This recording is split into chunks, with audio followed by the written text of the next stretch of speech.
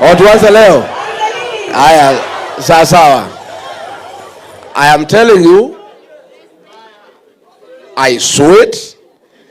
A very popular leader elected. Tukiwa naye pale. Within 6 months, he started going down. I pleaded with him, please, let's listen to the people. He told me, no, you don't do what is popular, you do what is right. I told him, Mr. President, if the majority of the people who elected you are saying it is not right, you cannot insist it is right. Listen to them because they are your employers. Bana hakuna uchaguzi bana, hiyo ni mambo ya next year but one. I said, listen to the people. They are saying this finance bill, they cannot accept. Please don't force it on them. You will have an egg on your face. Wewe unataka kupinga serikali ukiwa ndani? No, I'm just being a good advisor. I'm just advising you because I'm listening to the people myself. So, ameenda, ametransform, kutoka president, amependwa na watu, amekuwa dictator, amekuwa mwizi, ameua watu, finally amekuwa goon. Yeah? So, one of these days, when I retire, because I'm a student of literature and I like writing, I'll write a book. Yeah? Sendio. The transformation of a leader to a goon.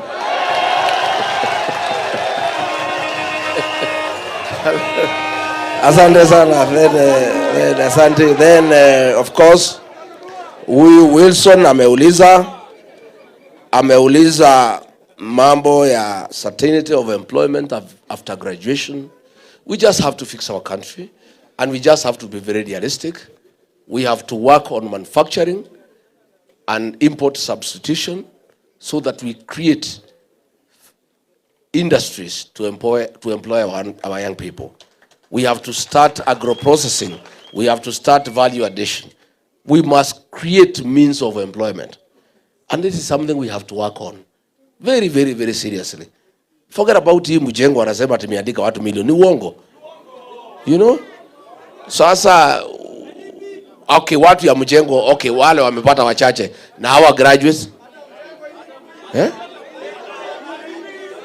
Hata hiyo walipi. Hata kwa hii mjengo walipi. Sasa ona. Yeah? So, now, good people. University financing model. We don't have to wait for next year. The way to come up with a good university education financing model is by involving all the stakeholders. The students, the lecturers, education officials, and parents as well. And since you guys are telling me that next year we shall chase away William Ruto and have a new government, why don't we start having a discussion so that by the time we take over, the model is ready, it's just applying, isn't it? So I'll propose university students, the ones we have. I'll ask my people, we put up a small team of student leaders in the universities. We'll get some parents, we'll get some lecturers. We start working behind the scenes by consulting all the stakeholders on what is an ideal university education financing model that can serve our country well. So that by the time elections are held, by the time we are sworn in, we immediately implement what has been agreed on. Then, was that the last one? Or was there another one? Iko Boru kutoka Marsabit. It is true, abductions, forced disappearances, extrajudicial killings are rampant, taking place in Isiolo, Marsabit, Wajir, Mandera, Garissa, Madare, and everywhere. Homa Bay. Kwanza Homa Bay was a massacre.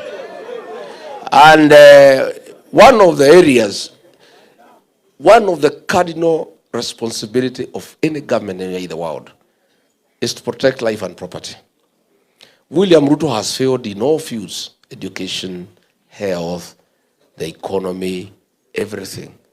But the one thing we shall never forgive him is the insecurity in the country, where he has surrendered National Police Service mandate to goons. So, where people are not sure, I had a delegation from Isiolo this morning and Marsabit. They were telling me, when you go to sleep, you are not sure you will wake up, because people are likely to attack your manyata, kill you, and steal your cattle. When you travel from point A to B, you are not sure. And this young boy, Mutukutu William Ruto ameweka, huyu Mukomen, viatu 1 million, saa 800,000, mushipi 1,600,000. The guy is walking around with about 5 million on his own. He is telling us, no, unajua, it's so disrespecting the people of Kenya, kuwatharau wa Kenya, that if you know where goons are and the police confirm, please don't go there, go somewhere else. What is he telling us? If the police know the goons are there, they arrest them and take them to court. But this is a man who is so arrogant. They have stolen so much money. They are wallowing in opulence. They have too much money and power that he has the audacity to tell the people of Kenya, please, it is your mistake if goons hurt you. Why are you going to where the goons are? And the police have confirmed the goons are there. Yesterday, I think the MP for Mokoroine said something very good in church. He said, William Ruto, please start a department on goonism that can give 411 to Kenyans on where the goons are, so that they don't have to go there. Because as these goons are everywhere.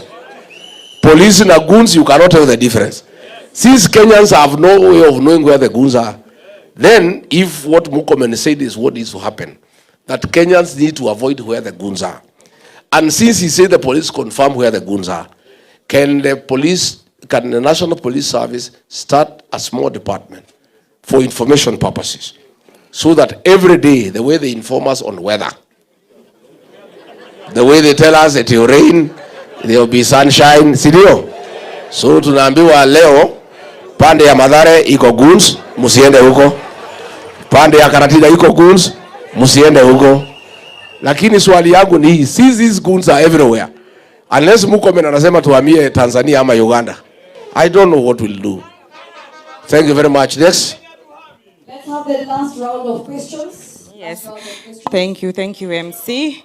We thank you, Your Excellency Rigathi Gachagua, for continuously engaging young people. Hivi tu ndio vijana tunatakanga, ama ni aje?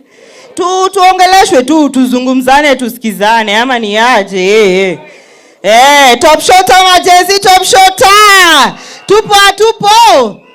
Aya, sawa. As I welcome Women League, Margaret Wethegeni, Your Excellency, the Youth League is a caucus that is acting as a pipeline to create the next generation of young women leaders. Your Excellency, I want to thank you extremely for allowing me and giving me the opportunity to lead at national level the DCP Youth League. And through that, I'm also extending a hand. And I want to say that I have Grace Jengo kule Nyeri. I am mentoring her to be the next leader through you, Your Excellency, and it's a pipeline for you. Tafadhali mpigieni Grace Jengo makofi. Nataka kwa kusema niko na Lydia Lanoi pale Narok. Next leaders generation tunawaona pale. Nataka kusema pale Taita Taveta, Habiba umefika. Your Excellency, Habiba is also on her way. And I also want to say, Kisumu, tuko na youth leader, mwanamuke ako wapi? Veronica Blessing. Karibu.